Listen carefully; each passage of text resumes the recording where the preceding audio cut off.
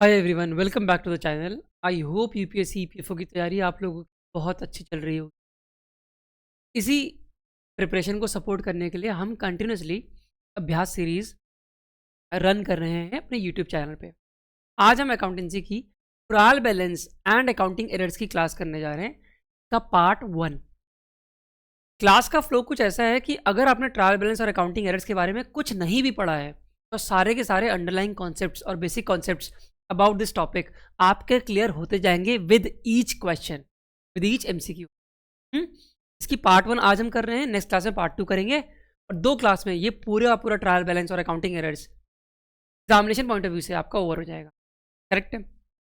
चलो आगे बढ़ने से पहले मैं आपको गाइड बुक के बारे में बता देता हूँ। यूपीएससी गाइड बुक के बारे में आपको एक मूविंग बैनर दिख रहा होगा वीडियो के नीचे।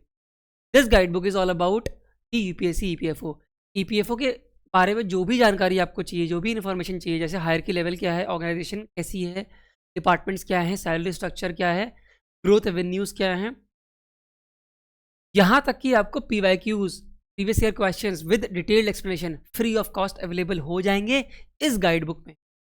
गाइड बुक मिलेगी कहाँ से? डिस्क्रिप्शन बॉक्स में आपको लिंक मिल जाएगा, फ्रीली डाउनलोड आप कर सकते हैं। लिंक पे जाइए और क्वेश्चन की प्रैक्टिस करिए और इस वीडियो की पीडीएफ आपको टेलीग्राम चैनल पे अवेलेबल करा दी जाएगी। Let's start with question number 1। ध्यान देना सभी लोग, आपको क्वेश्चन अटेम्प्ट करना है, पहले खुद आंसर करने का, फिर आंसर चेक करना है जो मैं आपको आंसर दूंगा। ठीक है? अगर आपको लग रहा है कि मैं आंसर बहुत तेज दे रहा हूं तो वीडियो पॉज करके पहले खुद से आंसर पता करने की कोशिश करनी है। ठीक है? ध्यान सुनो। What is the main purpose of preparing a trial balance?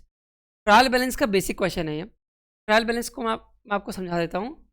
जब आप लेजर अकाउंट प्रिपेयर करते हो ना, लेजर अकाउंट प्रिपेयर करने के बाद, लेजर अकाउंट हम पढ़ के आ चुके हैं पहले की क्लासेस में। लेजर अकाउंट प्रिपेयर करने के बाद आपके जो भी डेबिट बैलेंस या जो भी क्रेडिट बैलेंस लेजर अकाउंट के बच रहे हैं, जैसे कैपिटल में क्रेडिट बैलेंस बचेगा, एक्सपेंसेस में आपके डेबिट बैलेंस बचेंगे, ये हम पढ़ के आ चुके हैं। क्लासिफिकेशन ऑफ अकाउंट जब हमने किया था, मॉडर्न रूल्स ऑफ अकाउंटिंग जब हमने किया था, कि हमारे पास 5 तरह के अकाउंट्स हैं: asset, liability, expenses, income, capital. Capital में क्रेडिट बैलेंस होता है क्योंकि बढ़ता है तो क्रेडिट होगा, असेट में डेबिट बैलेंस होता है, लाइबिलिटी में क्रेडिट होता है, एक्सपेंसेस में भी डेबिट होता है, इनकम में क्रेडिट बैलेंस होता है। तो ये सारे के सारे जो बैलेंसेज हैं इन सबको आप पुट करते हो ट्रायल बैलेंस में। सारे अकाउंट साथ में लिखोगे, जिसका डेबिट है डेबिट बैलेंस, जिसका क्रेडिट है क्रेडिट बैलेंस। डेबिट वाले को प्लस करोगे, क्रेडिट वाले को प्लस करोगे और चेक करोगे कि दोनों बराबर हैं कि नहीं है। कि डबल एंट्री सिस्टम में total debit should be equal to total of credit. तो ट्रायल बैलेंस का मेन पर्पस यही है बस, कि जो आपने जर्नल एंट्री की थी उसमें जो आपने अमाउंट्स लिखे हैं वो मैथमेटिकल एक्यूरेट है कि नहीं है, उसकी कैलकुलेशन आपने सही की थी कि नहीं की थी। तो ये मैथमेटिकली और arithmetically, to be more precise, arithmetical accuracy check करता है सारे लेजर अकाउंट्स की। ठीक है? लेजर अकाउंट्स की एरिथमेटिकल एक्यूरेसी कि total credit is equal to total debit है कि नहीं। ठीक है? चलो क्वेश्चन की तरफ बढ़ते हैं। पहला ऑप्शन क्या कह रहा है? To find out the net profit. बिल्कुल गलत जवाब। नेट प्रॉफिट निकालोगे प्रॉफिट लॉस अकाउंट से, जो कि ट्रायल बैलेंस के बाद का काम है। To find out the total asset, बिल्कुल गलत जवाब है। To check the arithmetical accuracy of ledger account, बिल्कुल सही जवाब। Option number C is going to be the right answer. ये ऑप्शन है टू प्रिपेयर फाइनल अकाउंट्स। नहीं, प्राइमरी पर्पस इसका अरिथमेटिकल एक्यूरेसी ही है। हाँ, वो बात अलग है कि ट्रायल बैलेंस के बाद आप फाइनल अकाउंट्स बनाते हैं, trading and profit loss account बनाते हैं। तो ट्रायल बैलेंस में जो भी आपके बैलेंसेस हैं वो आप पुट करते हैं कहाँ? Trading and profit loss account में, और बैलेंस शीट में भी जाते हैं कुछ बैलेंसेस आपके। और वैसे बात है, इनकम और एक्सपेंसेस आपके trading and profit loss account में जाएंगे। जितने भी आपके असेट हैं तो कहाँ जाएंगे? वो जाएंगे आपके असेट, लायबिलिटी कहाँ जाएंगे? वो जाएंगे बैलेंस शीट में। इनकम और एक्सपेंस वाले जाएंगे आपके ट्रेडिंग एंड पीएल अकाउंट में। ठीक है? तो हाँ, ट्रायल बैलेंस के बाद फाइनल अकाउंट जरूर बनाते हो, पर प्राइमरी पर्पस ट्रायल बैलेंस का ये नहीं है कि आपको फाइनल अकाउंट बनाने हैं। नहीं, प्राइमरी पर्पस है अरिथमेटिकल एक्यूरेसी चेक करना। Option number C is going to be the correct answer है। ये आपका फॉर्मेट है, देखो मैंने आपको बता दिया था बट मैं लेके आ गया हूँ एक्सप्लेनेशन में। ये पर्टिकुलर है, मतलब अकाउंट नेम लिखे हुए हैं, ये आपके डेबिट बैलेंसेस हैं सबके, और ये आपके क्रेडिट बैलेंसेस हैं सबके। दोनों को ऐड करोगे तो देखो दोनों बराबर आ रहे हैं। ठीक है? अच्छा, अगर दोनों बराबर नहीं आ रहे हैं इसका मतलब कोई ना कोई गलती है, वो आपको लोकेट करनी पड़ेगी, उसको रेक्टिफाई करना पड़ेगा। अगर दोनों बराबर आ रहे हैं तो इसका मतलब ये बिल्कुल नहीं है सब कुछ सही है। गलती तब भी हो सकती है, लेकिन गलती ऐसी थी कि इसको ट्रायल बैलेंस पकड़ नहीं पा रहा है। अगर डेबिट और क्रेडिट इक्वल हैं तो इसका मतलब ये बिल्कुल भी मत समझना कि कोई भी गलती नहीं है। इसका मतलब बस ये है कि मैथमेटिकल एक्यूरेसी है, गलती हो सकती है ट्रांजैक्शन में कहीं ना कहीं, जनरल एंट्री में ट्रांजैक्शन हो सकती है, पोस्टिंग के टाइम पे दिक्कत हो सकती है, बैलेंसेस को कैरी करते टाइम पे दिक्कत हो सकती है, दिक्कत कहीं भी हो सकती है, बट उस दिक्कत को ट्रायल बैलेंस डिटेक्ट नहीं कर पा रहा है, इस तरह की गलती आपने की है। ठीक है, कि टोटल डेबिट और टोटल क्रेडिट बराबर हो जा रहे हैं गलती होने के बाद भी। फॉर एग्जांपल, आपको एंट्री करनी थी कैश सेल्स की, cash account debit to sales account, आपने पूरी एंट्री ही छोड़ दी। 90,000 का कैश आया और सेल्स अकाउंट था क्रेडिट 90,000 से, आपने पूरी एंट्री ही भूल गए। आप अकाउंटेंट हैं, आपने पूरी एंट्री ही भूल गए, ना ही डेबिट वाला चेंज होगा ना ही क्रेडिट वाला चेंज होगा। जब आप टोटल करोगे तो टोटल तो इक्वल आ जाएगा, बट इसका मतलब ये थोड़ी कि कोई गलती नहीं है। ठीक है, चलो question number 2, which of the following is not a part of trial balance. Trial balance का बेसिक समझ में आ गया आपको लास्ट स्लाइड में। ट्रायल बैलेंस का कौन पार्ट नहीं होता है? असेट अकाउंट बैलेंस, देखो 5 तरह के क्लासिफिकेशन में पढ़े थे, 5 तरह के क्लासिफिकेशन में हमने असेट अकाउंट भी पढ़ा था, तो असेट अकाउंट तो भाई पार्ट होता है बिल्कुल, ये आंसर नहीं होगा। इसमें क्रॉस होगा वो आंसर होगा ना, क्योंकि नॉट पूछा है। It is not the part of trial balance. Asset account तो होता है पार्ट। एक्सपेंस अकाउंट भी हमने पढ़ा था क्लासिफिकेशन में, ये एक्सपेंस अकाउंट भी ट्रायल बैलेंस का पार्ट होगा। 5 तरह के क्लासिफिकेशन पढ़े थे ना, असेट, लायबिलिटी, एक्सपेंस, इनकम और कैपिटल। देखो लायबिलिटी भी होता है पार्ट ट्रायल बैलेंस का, क्रेडिट बैलेंस रहेगा पार्ट। प्रॉफिट लॉस स्टेटमेंट ये पार्ट नहीं होता है, ये तो ट्रायल बैलेंस के बाद बनता है। It is as simple as that, trial balance के बाद बनेगा आपका प्रॉफिट लॉस स्टेटमेंट। तो ये आंसर होगा इसका option number C. Next question, which side of the trial balance will the capital account appear on. Capital account का जब कैपिटल अकाउंट बढ़ता है तो क्रेडिट बैलेंस होता है ना, डिस्कस करके आ चुके हैं। कैपिटल अकाउंट का क्रेडिट बैलेंस ही रहता है, असेट अकाउंट का डेबिट बैलेंस रहता है, एक्सपेंसेस का भी डेबिट बैलेंस रहता है, इनकम का क्रेडिट बैलेंस रहता है, कैपिटल का क्रेडिट बैलेंस रहता है। ठीक है, ये सारी चीज़ें पढ़ के आ चुके हैं। लायबिलिटी का भी क्रेडिट बैलेंस रहता है। ठीक है, तो कैपिटल अकाउंट का क्या रहेगा? क्रेडिट बैलेंस रहेगा। अगर पहले की क्लासेस आपने नहीं की वही कर लेना, सारी की सारी अकाउंटेंसी की क्लास अभ्यास सीरीज में कर लेना, क्योंकि इस तरह से फ्लो है लेक्चर्स का। एग्जाम आने तक अगर आपने सारे लेक्चर्स कर लिए तो आपके सारे के सारे कॉन्सेप्ट्स हो सकता है कि क्लियर हो जाएं। ठीक है, क्योंकि ऐसे ही लेक्चर्स को फ्रेम किया गया है, ऐसे ही क्वेश्चन तैयार किए गए हैं कि आपके अंडरलाइन कॉन्सेप्ट्स भी क्लियर होते चले जाएं। मॉडर्न रूल्स ऑफ अकाउंटिंग हम पढ़ के आ चुके हैं, अगर पहले की क्लासेस नहीं किए तो कर लो। ठीक है, चैप्टर वाइज क्लासेस चल रही हैं। पहले हमने बेसिक्स पढ़े थे, फिर हमने रिकॉर्डिंग ट्रांजेक्शन पढ़ा था, 4 पार्ट की थी, जनरल, लेजर, सब्सिडरी बुक सब करके आ चुके हैं। आज हम ट्रायल बैलेंस कर रहे हैं। कैपिटल अकाउंट का क्रेडिट बैलेंस होता है, ये आपको पहले ही पता है। ठीक है, कैपिटल अकाउंट बढ़ता है तो क्रेडिट होता है, क्रेडिट बैलेंस होगा इसमें, तो ट्रायल बैलेंस में इसका क्रेडिट बैलेंस शो होगा।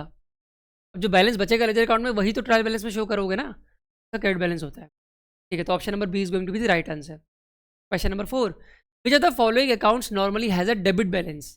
किसका डेबिट बैलेंस होगा? सेल्स का नहीं, सेल्स इनकम है, सेल्स का क्रेडिट बैलेंस होता है। कैपिटल का क्रेडिट बैलेंस होता है। रेंट एक्सपेंस, एक्सपेंस का डेबिट बैलेंस होता है, यही आंसर हो जाए। क्रेडिटर्स तो लाइबिलिटीज हैं, तो ये क्रेडिट बैलेंस होगा। आंसर होगा option number C, debit balance. ठीक है, next question, question number 5, which of these error will not affect the trial balance. मैंने आपको पहले भी बताया था कि कुछ तरह की एरर्स ऐसी हो सकती है जो ट्रायल बैलेंस को डिसबैलेंस ना करें, तो ट्रायल बैलेंस को इम्पैक्ट ना करे, ऐसा हो सकता है। ठीक है, तो यही क्वेश्चन ने पूछा है कि ऐसा कौन सा एरर है जो ट्रायल बैलेंस को इम्पैक्ट नहीं करेगा। मतलब टोटल डेबिट और टोटल क्रेडिट इक्वल हो जाएंगे एरर होने के बाद भी, posting to the wrong side ये तो इम्पैक्ट करेगा।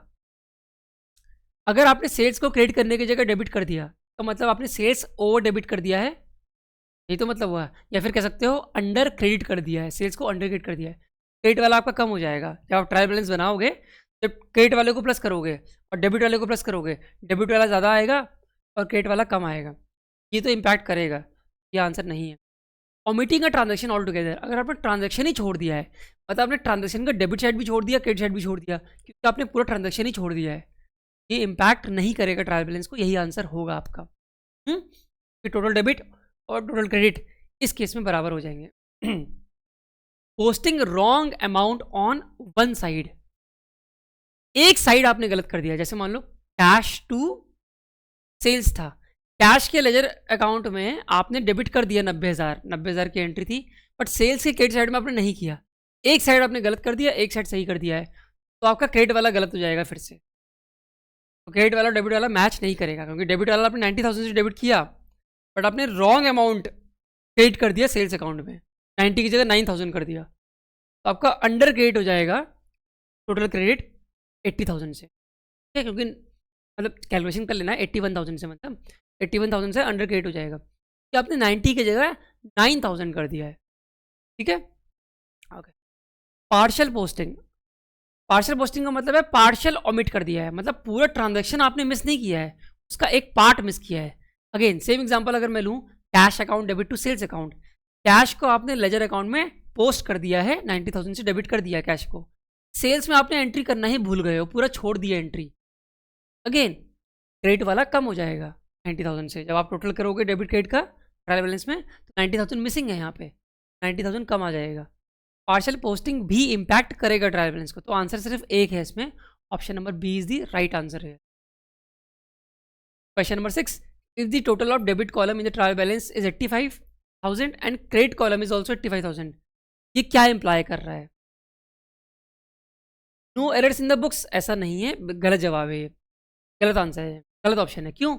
अगर टोटल डेबिट और टोटल क्रेडिट इक्वल हैं भी, तब भी ऐसा हो सकता है कि एरर्स है और उस एरर ने डिटेक्ट ना किया हो ट्रायल बैलेंस को, जैसा कि हमने लास्ट एग्जांपल में देखा था। ये आंसर नहीं होगा। No error in the ledger balance, ये भी गलत है। Only arithmetical accuracy of ledger is confirmed, ये सही है, क्योंकि प्राइमरी पर्पस ही यही है ट्रायल बैलेंस का, जो भी आपने कैलकुलेशन पार्ट वगैरह की है लेजर को करते टाइम पे, जनरल को करते टाइम पे, वो करेक्ट है आपकी। इस चीज़ को इंश्योर कर देगा आपका ट्रायल बैलेंस। अरिथमेटिकल एक्यूरेसी आपने प्लस और प्लस बिल्कुल करेक्ट कर रखा है, खाली यही इंश्योर कर रहा है बस, और कुछ नहीं। ऑल अकाउंट्स आर करेक्ट, ये भी इंश्योर नहीं करेगा ट्रायल बैलेंस, अगर आपका दोनों बैलेंस मैच कर रहा है तो भी। हाँ, अगर बैलेंस नहीं मैच कर रहा है तो पक्का है कि गलती है, बट अगर बैलेंस फुल है तो इसका ये मतलब बिल्कुल भी नहीं है कि आपने कोई भी गलती नहीं की है, ठीक है। आंसर होगा ऑप्शन नंबर सी, सिर्फ अरिथमेटिकल एक्यूरेसी को ही कंफर्म करेगा ट्रायल बैलेंस, अगर वो मैच कर रहा है तो। Option number C is the right answer. Question number 7, when an error is nullified by another error it is called what type of error? देखो बड़ा इजी है। मान लो आपने किसी एक एंट्री में ओवर डेबिट कर दिया है 2,000 कैश अकाउंट को, दूसरे ट्रांजेक्शन में आपने कैश अकाउंट को अंडर डेबिट कर दिया है, एक में ओवर डेबिट कर दिया 2,000 से, दूसरे ट्रांजेक्शन में आपने 2,000 से अंडर डेबिट कर दिया है कैश अकाउंट को। दोनों एरर एक दूसरे को कंपनसेट कर देंगी, एक दूसरे को नलीफाई कर देंगी, मतलब ट्रायल बैलेंस में ये गलती आप पकड़ नहीं पाओगे कि जो कैश का बैलेंस होगा, कैश का लेजर अकाउंट आप बनाओगे, एक जगह आपने 2,000 से बढ़ा दिया था डेबिट को, बट दूसरी ट्रांजेक्शन में आपने कैश को डेबिट कर दिया था 2,000 कम से, दोनों ने एक दूसरे को कैंसिल कर दिया, टोटल डेबिट बैलेंस आएगा कैश लेजर अकाउंट में, वो तो बिल्कुल सही होगा, वही चीज़ आप ट्रायल बैलेंस में उतार दोगे, तो ट्रायल बैलेंस इस गलती को नहीं पकड़ पाएगा, इसको बोलते हैं कंपनसेटिंग एरर। जब कोई एक एरर दूसरी एरर को कंपनसेट कर देती है, नलीफाई कर देती है, कि उसका इम्पैक्ट ट्रायल बैलेंस में ना आए, ट्रायल बैलेंस का टोटल डेबिट और ट्रायल बैलेंस का टोटल क्रेडिट इक्वल हो जाए। ऐसी कोई एक एरर हुई थी और उसको नलीफाई करते हुए दूसरी एरर भी हो गई और दोनों ने एक दूसरे को कंपनसेट कर दिया, नलीफाई कर दिया, कैंसिल आउट कर दिया, ना ही ज़्यादा डेबिट हो पाया ओवरऑल, ना ही ज़्यादा क्रेडिट हो पाया ओवरऑल। इस कंडीशन में भी ट्रायल बैलेंस गलती नहीं पकड़ पाएगा और ऐसी गलतियों को कहते हैं कंपनसेटिंग एरर्स। देखो ऑप्शन नंबर सी है कंपनसेटिंग एरर्स। अब आप कहेंगे सर ये एरर ऑफ कमीशन क्या है, एरर ऑफ ओमिशन क्या है, एरर ऑफ प्रिंसिपल क्या है? इसके बारे में हम नेक्स्ट पार्ट में पढ़ेंगे डिटेल में, ये अकाउंटिंग एरर्स होती है, बट आज के लिए आप कंपनसेटिंग एरर ही पढ़ो, ठीक है। इसके बारे में डिटेल में जो क्वेश्चन आएंगे नेक्स्ट लेक्चर में आएंगे, मैं आपको बताऊंगा। अभी आपको ब्रीफ चलो बता देता हूँ, मुझे लग रहा है कि आप लोग सीखना चाहते हो, तो मैं बता देता हूँ briefly. Error of commission, commission का मतलब होता है क्लरिकल एरर, ऐसे याद रखना, C for commission, C for clerical error, मतलब अकाउंटेंट से क्लरिकल एरर हो गई, फोकस नहीं था उस टाइम पे तो उसने गलती से कुछ गलत कर दिया, जैसे मोहन का अकाउंट डेबिट करने की जगह सोहन का अकाउंट डेबिट कर दिया, 90,000 डेबिट करने की जगह 9,000 डेबिट कर दिया, ये गलती हो गई उससे। ऐसा नहीं है कि उसको आता नहीं था, उसकी अकाउंट्स अच्छी नहीं है, ऐसी बात नहीं है, अकाउंट्स अच्छी है, बट वो क्लरिकल एरर है, फोकस नहीं था तो फोकस बिगड़ गया उसका, मोहन की जगह सोहन डेबिट हो गया, तो ये एरर ऑफ कमीशन है। ओमिशन क्या होता है? मतलब आपने ट्रांजैक्शन को एंटर करना ही भूल गए हो। आप अकाउंटेंट थे, आपके पास एंट्री आई cash account to sales account, आप इसको एंटर करना ही भूल गए हो, पूरी एंट्री को, कैश भी छोड़ दिया और आपने सेल्स भी छोड़ दिया, तो ये कंप्लीट ओमिशन हो गया। अगर आपने कैश को तो पोस्ट कर दिया लेजर अकाउंट में, बट आप सेल्स को पोस्ट करना भूल गए सेल्स अकाउंट में, तो ये पार्शियल ओमिशन है। क्या है? Partial omission. पहले केस में जब आपने दोनों को ही भूल गए थे, जनरल एंट्री करना ही भूल गए थे आप, या फिर जनरल एंट्री कर दी लेकिन पोस्ट करना ही भूल गए, दोनों के दोनों लेजर अकाउंट में आप, तो कंप्लीट ओमिशन हो जाए। एरर ऑफ प्रिंसिपल क्या है? जब अकाउंटेंट के बेसिक कॉन्सेप्ट ही क्लियर नहीं है, principles of accounting he clear नहीं है। फॉर एग्जाम्पल हमारे पास रेवेन्यू एक्सपेंडिचर होता है और कैपिटल एक्सपेंडिचर होता है। अकाउंटेंट को पहचानना पड़ता है कि कौन सा रेवेन्यू एक्सपेंडिचर है, कौन सा कैपिटल एक्सपेंडिचर। कि रेवेन्यू एक्सपेंडिचर आपका पीएल अकाउंट में आता है, ट्रेडिंग एंड पीएल अकाउंट में, और कैपिटल एक्सपेंडिचर आता है आपका बैलेंस शीट में। रेवेन्यू एक्सपेंडिचर वो एक्सपेंडिचर होते हैं जो फ्रीक्वेंट होते हैं, जो डे टू डे ऑपरेशन में करने पड़ते हैं कंपनीज को, फर्म को, जैसे सैलरी पे की, रेंट को पे किया, इलेक्ट्रिसिटी बिल पे किया, ये सब रेवेन्यू एक्सपेंडिचर है। कैपिटल एक्सपेंडिचर प्रोडक्शन कैपेसिटी को बढ़ाते हैं कंपनी के, ठीक है, बड़ा एक्सपेंडिचर, मशीन खरीद लिया आपने तो बैलेंस शीट में जाएगा ना, असेट साइड में बैलेंस शीट का पार्ट होगा। अगर अकाउंटेंट इन्हीं में कंफ्यूज्ड है तो किसी रेवेन्यू एक्सपेंडिचर को कैपिटल एक्सपेंडिचर मान लिया, या फिर किसी कैपिटल एक्सपेंडिचर को रेवेन्यू एक्सपेंडिचर मान लिया, ये एरर ऑफ प्रिंसिपल है, क्योंकि उसके कॉन्सेप्ट्स क्लियर नहीं। आगे बात, चलो इसका आंसर है ऑप्शन नंबर सी। बट मैंने आपको सारे तरह की एरर्स भी ब्रीफली बता दी और सबके तरीके भी बता दिए याद करने के। एरर ऑफ कमीशन से C for commission, C for clerical error. Omission तो ईजी है, छोड़ दिया एंट्री, भूल गए। प्रिंसिपल मतलब कॉन्सेप्ट्स क्लियर नहीं है अकाउंटेंट, ऐसे याद रखना सारे एरर्स को, ठीक है। चलो next question, question number 8। When trial balance does not tally, what is the difference temporarily posted to. अगर ट्रायल बैलेंस टैली नहीं कर रहा है तो जो भी डिफरेंस आ रहा है तो कहाँ पोस्ट करते हो? टेम्परली, जब तक आप एरर को लोकेट ना कर दो तब तक आप इसको डेबिट करते हो। मान लो कि अगर आपका अंडर डेबिट आ रहा है, सस्पेंस अकाउंट 2000 कम डेबिट हो रहा है और क्रेडिट 2000 ज़्यादा हो रहा है, तो आप सस्पेंस अकाउंट को डेबिट कर सकते हो, ठीक है। इसके बारे में पढ़ेंगे हम नेक्स्ट क्लास में, जनरल एंट्री पूरी पढ़ेंगे। अभी आप इतना समझो कि ट्रायल बैलेंस अगर टैली नहीं कर रहा है तो इस डिफरेंस को कुछ टाइम तक के लिए एडजस्ट करने के लिए आप सस्पेंस अकाउंट को ओपन कर देते हो। जब तक आपको एग्जैक्ट एरर लोकेट ना कर लो तब तक आप क्या ओपन करते हो? सस्पेंस अकाउंट को ओपन कर लेते हो, ठीक है। नेक्स्ट क्लास में हम इसकी जनरल एंट्री भी देखेंगे और जो हमने एरर्स पढ़ी थी लास्ट क्वेश्चन में उसके बारे में भी डिटेल में देखेंगे। मतलब क्वेश्चंस उनके और ले आऊँगा आपके लिए मैं, ठीक है, क्योंकि 2 पार्ट में होना है। आज की पार्ट में हमने जनरली ट्रायल बैलेंस के कॉन्सेप्ट को सीख लिया है। Option number C is the right answer. जो डिफरेंस होता है उसको टेम्परेली पोस्ट करने के लिए सस्पेंस अकाउंट ओपन कर देते हैं। Question number 9, which account is not likely to appear in the opening trial balance. Opening trial balance है तो आपका क्लोजिंग स्टॉक नहीं रहेगा, क्योंकि क्लोजिंग स्टॉक तो at the end of the year होता है, सारी एडजस्टमेंट कर देते हो। और वैसे भी वो पीएल अकाउंट में एडजस्ट हो जाता है, परचेजेस में ही एडजस्ट हो जाता है, purchases plus opening minus closing. Generally closing stock trial balance का पार्ट नहीं बनता, तो इसका आंसर हो जाएगा क्लोजिंग स्टॉक। और वैसे भी ये ओपनिंग ट्रायल बैलेंस है, क्लोजिंग स्टॉक का तो वैसे भी सवाल नहीं उठता, क्योंकि साल के एंड होने पे ही तो क्लोजिंग स्टॉक आपको पता चल पाएगा ना। ओपनिंग स्टॉक तो रहेगा, क्योंकि पिछले साल का जो क्लोजिंग स्टॉक था वो इस साल का ओपनिंग स्टॉक है, तो ओपनिंग ट्रायल बैलेंस में ओपनिंग स्टॉक रहेगा, कैपिटल रहेगा ही, फर्नीचर रहेगा ही। Closing stock is going to be the right answer. Question number 10, trial balance is prepared. अच्छा, ये तो है होमवर्क क्वेश्चन, मैं क्वेश्चन नहीं पढ़ रहा हूँ, वीडियो पॉज करके क्वेश्चन को आंसर कर देना कमेंट सेक्शन में, ठीक है। मैं आपको बता दूंगा कि आपका आंसर सही है कि गलत है। वीडियो पॉज करो, अपने आप से क्वेश्चन पढ़ो, अपने आप से ऑप्शन पढ़ो। और अगर आपको ऐसे बहुत सारे क्वेश्चन प्रैक्टिस करने हैं तो हमारे पास आपके लिए 3 कोर्सेज हैं। पहला है test series.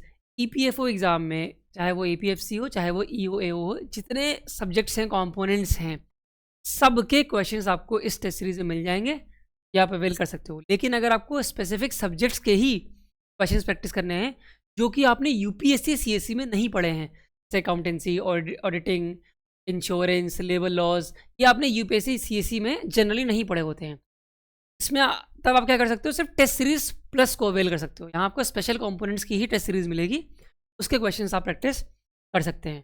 Test series plus में कौन कौन से कंपोनेंट है, या आप वेबसाइट पे जाके चेक भी कर सकते हैं, बट मैंने आपको बता दिया ये स्पेशल कंपोनेंट्स होते हैं जो आप यूपीएससी सीएससी में जनरली नहीं पढ़ते हो, ठीक है। थर्ड है आपका मास्टर कोर्स। अगर आपको वीडियो लेसन चाहिए, कॉन्सेप्ट नोट्स भी पढ़ने हैं, मॉक्स भी प्रैक्टिस करनी है, सब कुछ चाहिए, तो मास्टर कोर्स आपके लिए परफेक्ट है। आपको एकदम शुरुआत से प्रिपरेशन करनी है बिल्कुल एंड तक, ठीक है। तो बस अब आज के लिए इतना ही। अब मिलेंगे नेक्स्ट क्लास में, सेम चैप्टर के नेक्स्ट क्लास में मिलेंगे नेक्स्ट वीडियो में। तब तक के लिए tata bye bye, thank you everyone.